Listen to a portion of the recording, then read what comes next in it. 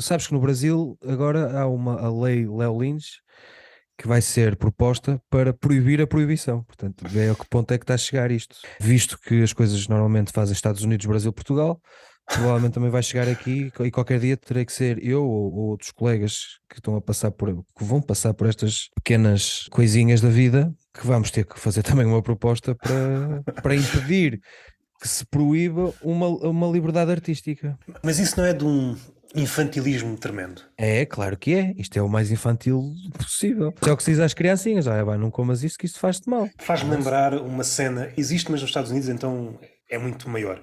As várias coisas que não podes fazer, seja com eletrodoméstico, seja com medicamento, as empresas salvaguardam-se para não pagarem multas. Tu não deves comer isto, sei lá, veneno para ratos, não comas isto, não sei o quê, É. tem que estar tudo detalhado. O humor não há problema. Isto são piadas. Nas portas do Comedy Club tem que dizer uma coisa comédia mata, como tem no Maço de Tabaco, ou não sei, vão Yeah. ter que fazer um aviso assim, a dizer assim, não sei, pá, tem que ter qualquer coisa. Agora falando muito a sério, isto vai passar, isto coisas vão continuar, a gente vai continuar a trabalhar e ponto final. Acho que isto é mesmo só uma vaga que vai haver réplicas e que vai haver algum tipo de ciclo, mas acho que vamos estar tão preparados e continuar a trabalhar e cagar para estas situações que a vida vai seguir, não vai ser preciso. Acho que a existência desses sensores simplesmente vão ser tão ridículos e ridicularizados por nós, que se existirem vão acabar por desaparecer muito facilmente. Como já começam a desaparecer, porque o diálogo faz isto.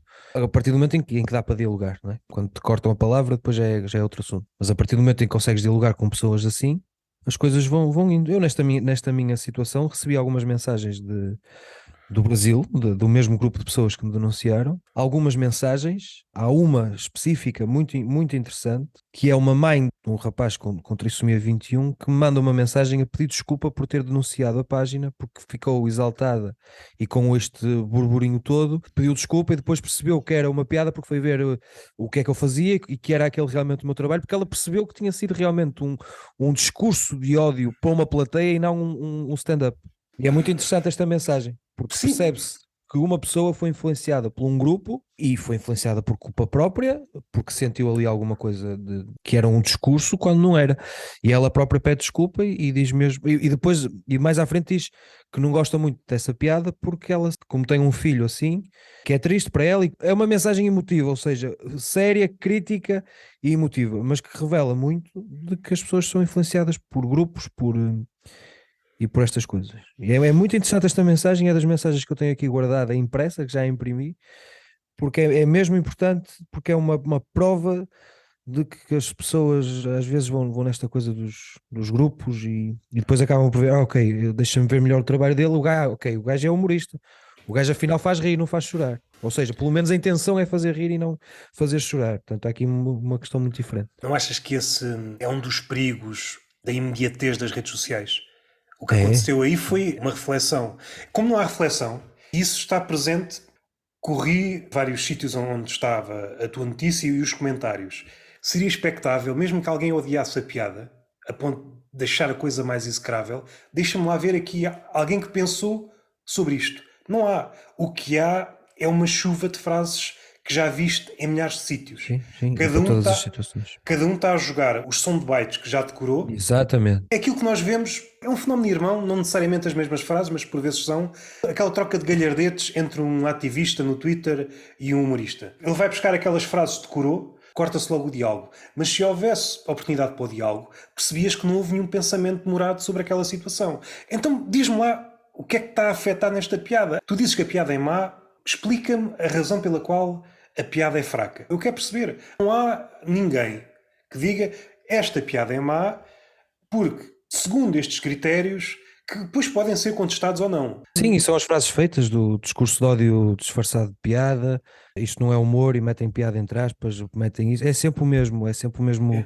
a mesma frase do costume, exatamente, e não param para pensar no contrário, ou pelo menos para discutir o contrário. Já pensaste que isto é uma piada disfarçada de discurso de ódio e não o contrário? E é preciso pensar nisso, para chegar a algum diálogo, se interessar que se chegue a esse diálogo. Por exemplo, há um comentário no vídeo, quando há muitas denúncias, aparece lá um comentário de um sujeito que diz: já denunciei por discurso de ódio, era isto, não era? Ou seja, a própria pessoa não se tinha a certeza do que é que estava a fazer. Uma coisa de. Nem ele sabia se aquilo era discurso de ódio ou não. Se há coisa que podemos tirar, há de haver um ou outro que está à parte, o que as pessoas estão a revelar é a própria miopia em relação à piada. E isto sucede muito hoje. É fácil de ver, por exemplo, nos jornais. Mas podes ir atrás. Podes ir, ok, eles não veem que isto é uma piada. Ok, para eles é discurso de ódio, porque isto incentiva ou propaga preconceito, etc. Como? Como é que Exato. propaga? Porquê? Quais são os pontos? Diz-me aqui, se achas que isto é discurso de ódio, diz-me onde é que está o discurso de ódio, em que é que isto propaga realmente, em que é que isto afeta realmente as pessoas que têm trissomia 21, ou seja, qual for o alvo da piada, que no caso eram os chineses e não as pessoas com trissomia 21. Diz-me, para chegar a algum diálogo. Agora, este diálogo, voltamos à conversa atrás, este diálogo só existe no café, com os amigos. Não é nas redes sociais. É muito direto, e eu também sou direto a fazer piadas, também sou instantâneo nas redes sociais, mas é o meu trabalho. O meu trabalho não é discutir nas redes sociais. Agora, no café, sim, no café é fixe, porque estás ali cara a cara com a pessoa e a pessoa está-te a dizer: olha, eu não gostei dessa piada, porque. E estamos ali, debatemos, há o tom, há tudo. É dessas pessoas reais que eu falo. E que volto a falar, e desculpa voltar ao tema, mas é. No café ou aqui, porque. Sim, sim. A maioria das conversas, se não for assim muito louco, vais chegar a um ponto em que percebes, vais ficar sempre num sítio de dúvida. Por muito que converses, há sempre a possibilidade de ser uma coisa ou outra coisa. Podes chegar à menor dúvida, ou seja, podes ter muita dúvida no início Sim. e a coisa a funilar, acabas com dúvidas na mesma, mas são menos. A forma de tu lidares com a dúvida também diz muito do teu caráter. Chegares a um ponto em que é impossível avançar mais. A comédia, volta e meia, mas por exemplo, a poesia. Há pontos em que, faças o que fizeres, nunca vais perceber a intenção do poeta naquele verso. Agora, o que é que pode acontecer? Para ir buscar aquela frase que disse antes, eu acho que é uma frase que pincela muito bem os nossos tempos. Uma frase de Nietzsche: não há factos, apenas interpretações. Eu não consigo perceber os factos deste verso. Vou encharcá-la com interpretações. Uma interpretação politizada que me favoreça. Qual destas interpretações todas que existem à minha volta me pode favorecer neste caso específico? Se isto era um processo por etapas há uns anos, agora é feito instantaneamente. Tornaram-se virtuosos neste tipo de oportunismo. Já pensei nisso, mas ainda não consegui perceber de onde é que isto vem. Quando chegamos ao ponto da censura, se uma piada ou alguma coisa é censurada, chega sempre alguém: não, isto não é censura. Há sempre uma espécie de contorcionismo para dizer que a censura não é censura. Epá, de onde é que achas que isto vem? Bem, da censura do bem, porque isto é do bem, ou seja, isto não é censura porque é do bem. É beber quase à raiz quando a religião se torna um fanatismo ou o princípio de um totalitarismo. Eu tenho uma ideia de bem, não tenho culpa se a minha ideia de bem provoca a morte a milhares de pessoas. Exatamente, mas é igual, É só isto. É aquilo que o Leolino já disse uma vez, que é o esquerdisticamente correto. Tu, se fizeres piadas a bater na direita, já podes, se for para a esquerda, já é. Atenção que nós já podemos fazer censura a isto porque isto está a bater em minorias. Eu não estou a bater, estou a fazer rir. Mas isso volta sempre ao mesmo, é um círculo. Aqui não há interpretação possível. Há aqui um ponto que sou muito firme nisto. É uma piada. Não venham dizer com o objetivo, que é não fazer rir, que é incentivar o ódio, porque não é. É fazer rir. Aqui não há discussão possível. Agora, queres discutir se a piada é boa ou má? Achas que mexias aqui num ponto para a piada fazer rir mais gente? Ou ter mais risada? Ok, aí temos discussão. Eu acho que esta questão já deixou de ser feita porque atualmente todas as piadas levam por tabela. Quando alguém diz: mas se a piada for boa, passa. Se for má, não passa. Achas que isto é um critério Quem é válido? que escolhe? E quem é que escolhe isso? Essas são as próximas E perguntas. é boa, é o má para quem? É porque eu já disse esta piada ao vivo 3 vezes e toda a gente se riu. É má? Tenho pessoas a dizer que é má, mas tenho outras que se riem e dizem que é boa. E tenho eu, que sou o criador dela, a dizer que é mais ou menos. Quem é que escolhe? Voltando àquilo que dissemos, acho que antes da gravação, pode dar-se o caso da piada ao nascer ser má. Ao crescer em palco, envolvidas umas atuações, tornar-se muito boa.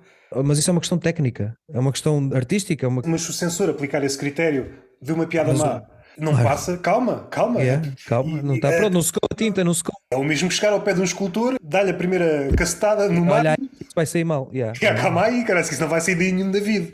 E o Miguel Ângelo, calma lá contigo, pá, calma lá contigo. O David, não estamos a falar de David Pinto, estamos a falar de David. Dobras de arte agora, não é? Estamos a falar de perfeição artística. Há uns meses houve também uma polémica à volta da pilinha do David, que as mães norte-americanas não queriam que os filhos vissem a pila de David. Repara que quando o David foi construído, quando foi esculpido, já foi pedido ao Miguel Ângelo para pôr uma uma coisinha à frente. E estamos a falar há 600 anos, há 500 e tal. Portanto, agora voltamos ao mesmo. Querem pôr uma coisinha à frente da pilinha. Porque as pessoas não, porque as crianças não sabem que têm pilinha. Há uma curta, eu não sei dizer o nome, depois posso dar o link. 10, 15 minutos em que fala das questões do politicamente correto aplicada à matemática. É um putinho qualquer que, à resposta 2 mais 2 dá uma coisa disparatada. A professora, não, isto está errado. Depois aparecem os pais, desculpe lá, não está a lidar bem com a sensibilidade da criança. A criança tem a sua verdade interior e para ela 2 mais 2 é aquele número. Que vai criando um sarrabulho cada vez maior até que a professora é despedida. Aparece no jornal. Aquilo já tem que uns 5 ou 6 anos, mas estamos a caminhar para aí. Este é o lado negativo. O lado positivo é que, ao aparecerem novas figuras, também dão ao humorista novas oportunidades para fazer comédia. O que é que te faz rir? O que é que te faz rir neste filme? Faz-me rir isto, essas coisas do. Atenção que estás a brincar com a sensibilidade do miúdo, que acha que 2 mais 2 é croquetes, mas esses pais também estão a ofender a liberdade e a expressão da professora, que acha que 2 mais 2 são 4. Portanto, há aqui uma agressão para os dois lados. Então, portanto, isto é sempre uma bola de neve. Outra nuance é que quando a professora é confrontada com os seus superiores, a posição dos superiores é aquela posição que nós vemos às vezes nas marcas. Uma imagem a proteger. A professora, 2 mais 2 são 4, não quer saber. Não quer saber, faz a vontade à criança. É uma bela curta. Há outra do mesmo género, também é numa escola, mas esses já são adolescentes. A professora vai apresentando, se a memória não me falha, vários problemas e depois a cotação que cada pessoa tem a responder àquele problema é adicionado características. Um é branco, não sei o quê, é-lhe descontado valores. Um gajo erra tudo, mas é trans, é asiático, é não sei o quê. Às tantas. Se bem que à época, e isto aqui é o lado grotesco da coisa, à época era uma caricatura e hoje é a realidade. Mas é a realidade. Muito próximo da realidade. Isso aí é que é um bocado assustador.